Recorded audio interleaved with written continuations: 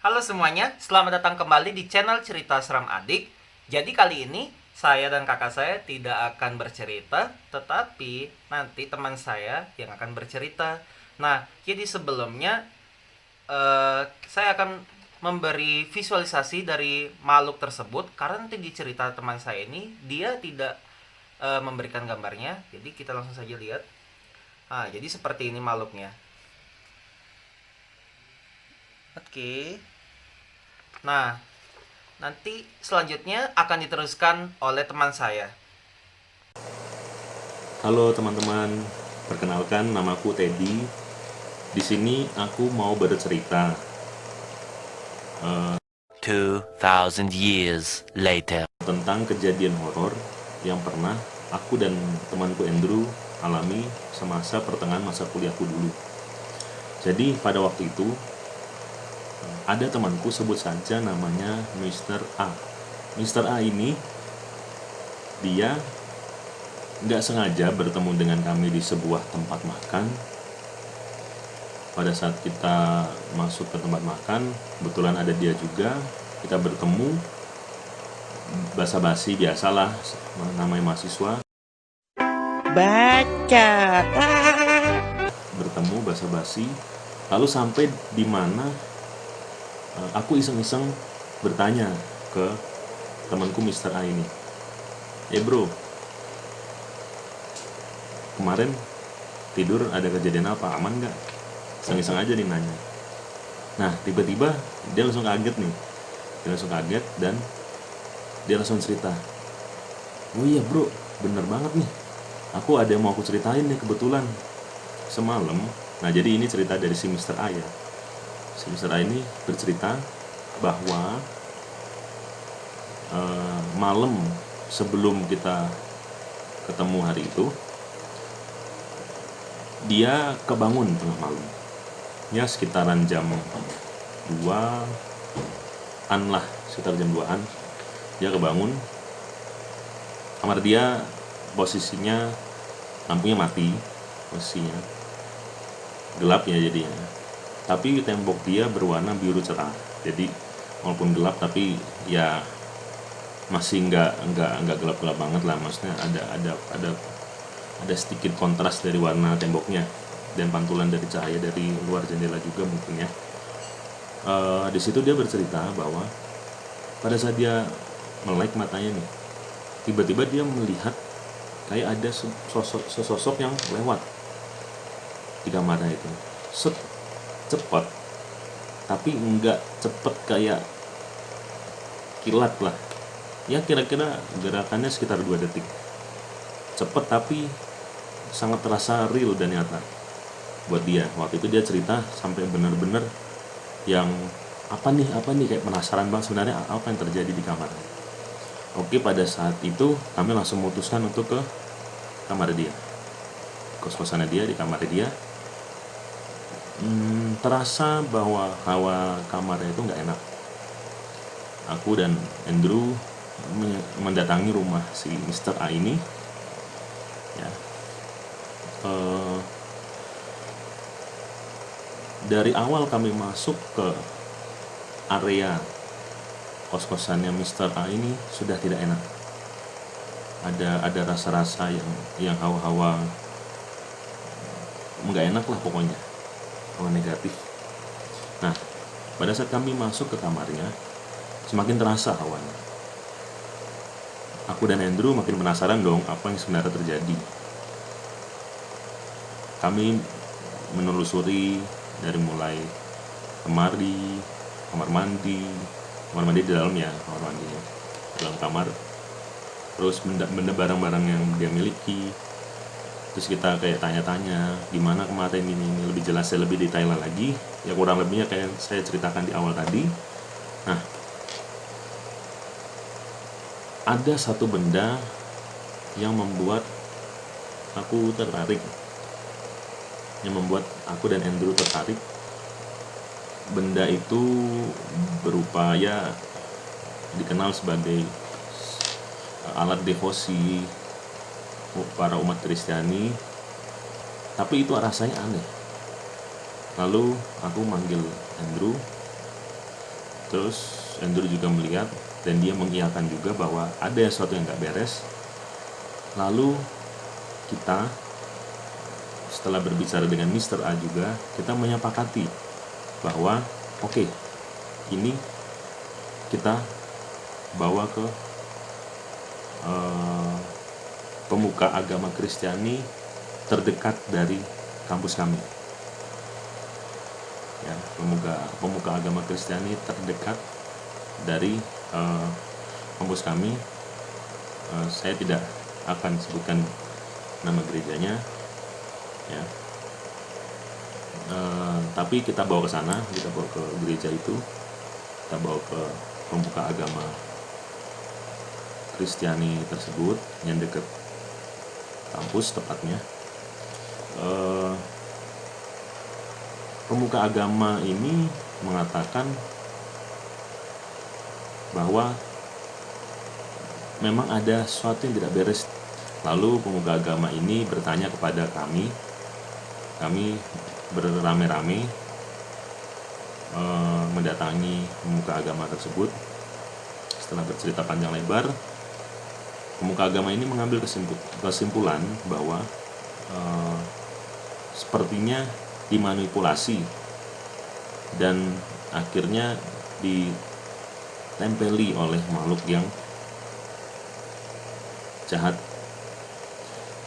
Ternyata setelah diusut-usut, menurut pemuka agama ini benar nih, dia udah mengira dari awal bahwa nggak digunakan secara tepat lah. Artiannya dari awal itu tidak didoakan atau tidak diberkati terlebih dahulu, sehingga tidak menjadi holy ya, tidak menjadi holy ya, jadi kayak hanya sekedar barang atau benda gitulah, kan itu juga cuma sekedar sarana ya. Itu yang dikatakan oleh pemuka agama tersebut. Dan oke, dia mendoakan dengan doa-doa yang cukup lumayan tidak sebentar, kami menunggunya. Setelah selesai, pemuka agama ini mengatakan, kalian kalau mau membawa pulang nih ke kamarmu, ya kamar si Mr. A tadi ini, nggak apa-apa ya, bebas, ini sudah saya bersihkan, sudah saya berkati juga. Tapi Mr. A ini tidak berani untuk membawa pulang ke kamarnya kembali. Alhasil ya kita serahkan ke tempat ibadah tersebut, siapa tahu bisa dijaga dengan lebih baik lagi. Nah, dari sini kita bisa mengambil pelajaran bahwa makhluk-makhluk jahat itu sangat bisa sih untuk bisa memanipulasi segala sesuatu, terutama kalau itu tidak digunakan dengan semestinya. Hal-hal yang terlihat baik, kalau misalnya kita tidak digunakan untuk tujuan kemuliaan Tuhan, mendekatkan diri pada Tuhan, ya, atau ya berdoa gitulah, menjadi media sarana berdoa kita, tidak diberkati benda-benda tersebut, ya bisa jadi itu bisa saja tidak menutup kemungkinan dimanipulasi, karena kan bagaimanapun juga kalau tidak dijiwai dengan berkat dari Tuhan, ya benda itu akan sekedar benda. Makanya alangkah lebih baiknya kita dengan menghayati. Nah, setelah itu aku dan Andrew menelusuri dari mana sumbernya si makhluk jahat ini, sebutlah iblis lah. Setelah kami pikirkan, setelah kami telusuri, ternyata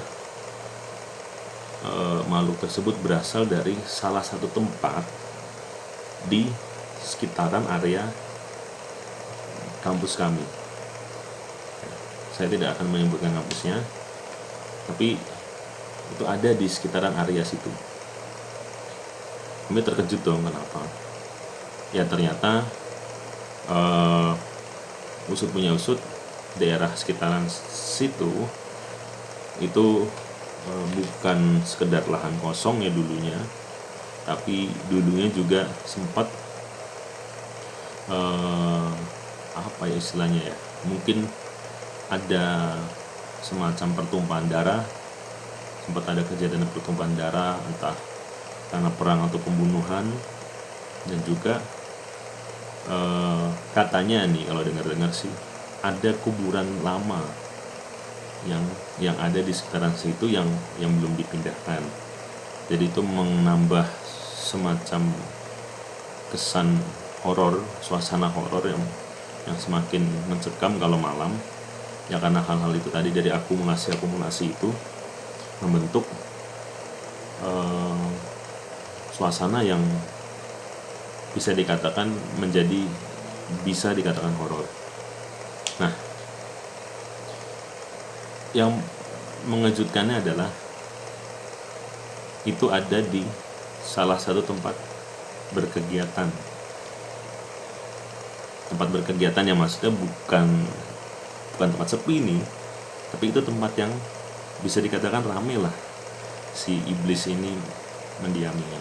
Jadi makhluk-makhluk jahat itu tidak harus berdiam diri di tempat yang sepi, tempat yang gelap, tapi bisa jadi di tumpukan keramaian itu ya bisa jadi mereka ada di tengah-tengah situ. Ya terserah mereka dan tergantung mereka maunya di mana kan gitu. Dan juga jujur ini pengalaman pertama saya. Ini waktu itu pengalaman pertama saya bertemu dengan ya sosok iblis lah, sosok yang sangat jahat, sosok yang tinggi. Sampai waktu itu juga pada saat kita menelusuri si iblis ini, sampai saya ya terutama yang pengalamanku nih sampai ke bawah penglihatan di mimpi. Ya aku waktu itu tentang si sosok ini yang tadi yang mendiami benda rohani tadi, si iblisnya ini, aku di mimpi itu semacam mendapatkan penglihatan. Entah ini disebut sebagai mimpi penglihatan atau astral projection, ya kurang lebih seperti itulah. Jadi saya ini dibawa ke suatu gedung ya, suatu gedung yang besar mewah gitu. Nah, aku bersama dengan beberapa entah orang atau makhluk ya, aku juga nggak begitu paham waktu itu. Jadi kami kayak semacam ada upacara seremonial gitu mungkin, atau kita mau mengamati. Jadi ada dalam gedung itu, kita sudah di dalam gedungnya ya, tiba-tiba si iblis ini datang dari luar masuk ke dalam gedung itu melalui pintu. Jadi kita ngelihat, dan jujur tidak hanya dia sendiri, tidak hanya makhluk itu sendiri, tapi dia semacam kayak dikawal. Ada makhluk yang paling depan sebagai pengawal, ada lapisan kedua, jadi ada satu makhluk depan, satu makhluk lagi di belakang yang paling depan, dan satu makhluk lagi urutan ketiga dari depan. Lalu baru setelah itu baru si iblisnya ini, lalu di belakang iblisnya ini ada pengawal lagi. Jadi kayak parade gitulah, jadi kayak berbaris-baris itu saling mengawal si iblisnya ini. Jujur aku waktu itu gak suka dengan si sosok ini. Pada saat aku mau mendekati, aku nggak bisa, nggak bisa aja. Jadi aneh ya. Jadi harusnya kan terutama kalau kita nggak sadar itu kan harusnya kan kita bisa dong maksudnya ngelakuin apa aja gitu. Cuman nggak tahu kenapa waktu aku mau mendekati si makhluk ini, sosok-sosok yang di sebelahku, di belakangku itu mengatakan jangan, dan aku memang nggak bisa mendekatinya. Entah ada kekuatan apa, yang pasti itu kekuatan yang sangat kuat dan tidak baik ya. Itu Itu pengalaman yang benar-benar tidak aku lupakan sih, karena itu jelas banget. Entah itu mimpi atau itu astral projection disebutnya, itu sangat jelas sekali. Dan bahkan kalau aku disuruh melukis atau menggambarkan sketsanya, itu aku nggak pintar gambar ya. Kalau aku disuruh menggambarkan kondisinya seperti apa, itu aku masih bisa sampai sekarang, padahal itu sudah dari pertengahan kuliah aku kemarin. Sangat jelas, karena entah kenapa ya, mungkin karena ya bisa dibilang pengaruh dari si iblisnya itu datangin aku atau gimana, apa aku astral projection, nggak tahu, tapi kurang lebih begitulah ceritanya. Nanti sisanya akan diceritakan oleh Andrew, dan nanti di sesi-sesi setelah ini aku dan Andrew akan bercerita lagi tentang yang lain. Tapi untuk topik ini ya kurang lebih begitulah ceritanya. Oke, sampai berjumpa lagi di video-video berikutnya. Jangan lupa subscribe dan like. Thank you. Nah, tadi kita kan sudah mendengar cerita dari teman saya. Lalu di sini saya akan memberikan tambahan mengenai cerita teman saya tadi. Jadi, sebelum kami membawa benda ini ke pemuka agama, jadi malam sebelumnya kita istilahnya mengetes dulu benda ini, apakah benar-benar benda ini bisa dipertanggungjawabkan untuk dibawa ke pemuka agama. Karena seperti yang kita ketahui, prosesnya itu sangat ribet sekali. Jadi kita harus bisa membuktikannya tidak hanya dengan omongan. Jadi kita harus bisa membuktikan juga secara logika. Nah, logikanya itu gimana sih caranya? Jadi kita pertama-tama itu meletakkan bendanya ke dekat laptop. Nah, jadi kan secara teori yang pernah saya baca, kalau makhluk ini itu di dalam dunia sains, dia itu berupa elektron yang dimana dia itu bermuatan negatif. Jadi ketika barang elektronik berada di sekitar yang mengandung elektron banyak, dia akan bereaksi. Nah, reaksinya itu seperti saya akan ceritakan sekarang. Jadi ketika waktu itu saya meletakkan bendanya ke dekat laptop, dan waktu itu kebetulan saya menstel lagu rohani. Nah, ketika kita menstel lagu rohani itu, yang tidak logis begini loh. Kan speaker, kalau dia mengalami gangguan, harusnya antara mati atau bunyinya itu kayak kresek-kresek gitu loh. Nah, tapi yang aneh di sini, rap di lagu rohani ini selalu di pause. Itu nggak logis, guys. Di pause. Emang bisa kita pause suatu lagu tanpa kita setting di laptopnya gitu? Ini tuh benar-benar di pause asli, dan itu besok paginya juga kita tes sama juga. Tapi kalau kita tes pakai lagu apa ya, maksudnya lagu pop, lagu-lagu yang pokoknya bukan rohani, nggak kejadian kayak gitu. Tapi kalau setiap kita setel lagu rohani, setiap rapnya itu selalu di pause.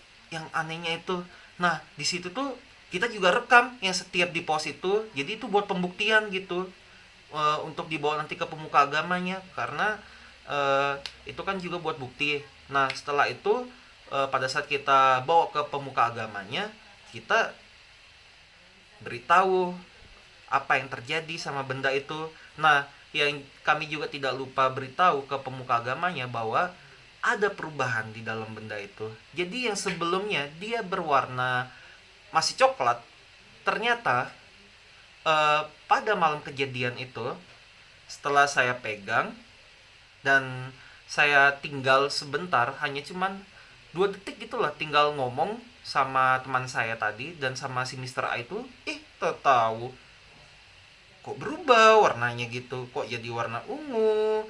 Ini apa? Saya kira noda awalnya, tapi ini kok jadi bawaan bendanya. Nah, akhirnya itu yang saya ceritakan ke pemuka agamanya. Jadi seperti itulah kurang lebih pengalaman horornya waktu bersama teman saya itu. Jadi sekian cerita dari kami. Jangan lupa klik like, dan subscribe dan jangan lupa share video ini. Terima kasih.